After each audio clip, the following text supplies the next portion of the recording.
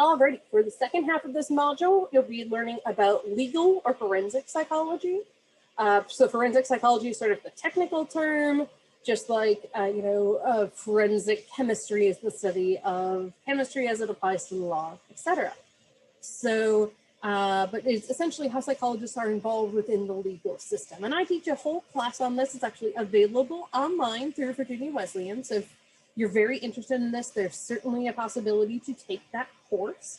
But in a lot of what these folks do, similar to school psychologists, is actually assessments. So you are going to be assessing people for a wide variety of potential situations. So for example, forensic psychologists might be involved in doing assessments for individuals, whether they're competent to stand trial. And essentially the criteria for this are pretty specific.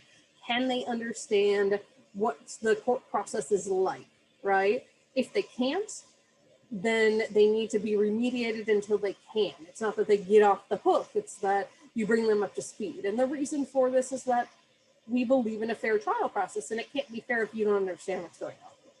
You might do assessments for not guilty by reason of insanity, NGRI. These are much less common than I think a lot of people think if you look at TV and movies. And it's actually really rare for someone to get declared NGRI.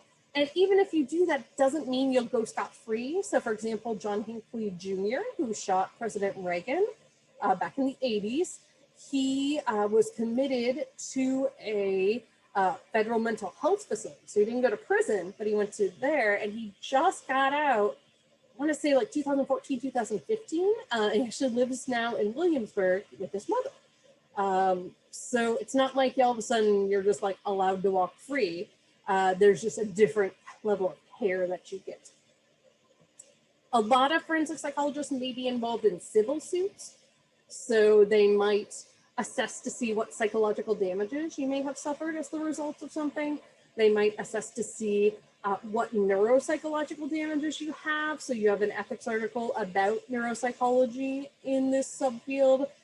So people that get concussions from a car accident, right? You have to assess to see what the extent of the damage is, things along those lines. So a lot of what you do if you go into this field is assessment. And unfortunately, again, not like the TV shows, much of your work is just in your office and then writing very careful, very detailed reports that you send to the court. And these are usually sent directly to the judge if they're the one who hired you. Some cases it may be that the client's lawyer hired you and then it would go to them. So when you're working with these clients, they're not actually your client. That's kind of weird, I know. But your client is whoever hired you to do the assessment. So again, in a lot of cases, particularly if you work for the courts, it will be the judge. And so you have to let that person know who's sitting across from you, none of this will be confidential. It will all go in the report as long as it's relevant, right? And then when you go to write the report, you have to assume every single word, every single sentence could be questioned in the court of law. So you have to be a really good writer to do this, and you have to be very precise with your language.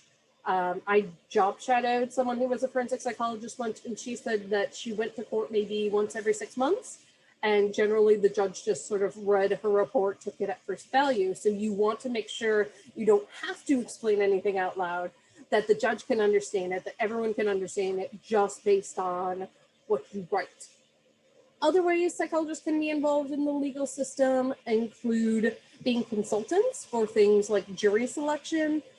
They can sort of do mock juries to try to understand what the feeling is within the community. They, like all other fields, also can do research in this area. They can be called on as expert witnesses in areas like eyewitness memory, things along those lines. The MMPI, for example, one of my grad school professors told us about how he was called to testify when the MMPI had been administered inappropriately. And so he kind of had to poke holes in how it was administered. And he said the lawyer kind of went overboard showing his expertise. He kept holding up books and articles that this professor had written, did you write this? Yes. Did you write this? Yes. And so he said the court sketch artist actually gave him a picture when he was done of him just surrounded by all these books which is kind of fun. But, typically they're not necessarily fun scenarios. You have people who are, have had their lives ruined, or perhaps have done unspeakable crimes, or sometimes you're involved in child custody cases to try to evaluate which parent, if any, should get custody of the child, right? And that becomes really difficult as well.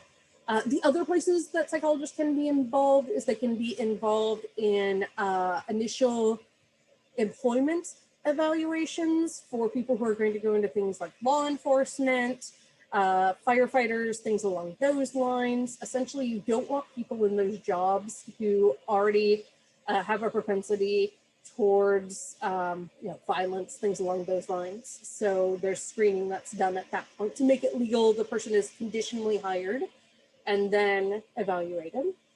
And then they can also be involved with things like fitness for duty or return to work evaluations if, say, there's an officer involved shooting. So there are lots of really cool facets and ways you can be involved. But again, you're not usually going out and like collecting the evidence yourself. It's rare to have a criminal profiling job. Even if you do, there's not a lot of great science behind profiling. There's some studies showing that college students do as well as profilers and coming up with profiles. So really, if you're going to do this job, you'll end up doing a lot of assessments, or there are ways that you can work in it sort of in like a nonprofit. So you could work as a child advocate in the court, or you could work with something like the Justice Project, which tries to re-examine old evidence, things along those lines. There are cases where psychologists may serve as like a staff psychologist for a police department, for example, things along those lines. But typically, as I've said a couple times now, because I think it's just important to emphasize, you're doing a lot of assessment. And that is actually, in my opinion, fun, but a lot of people don't necessarily find it fun. It can get a little mundane. So I think it's really important that you know that.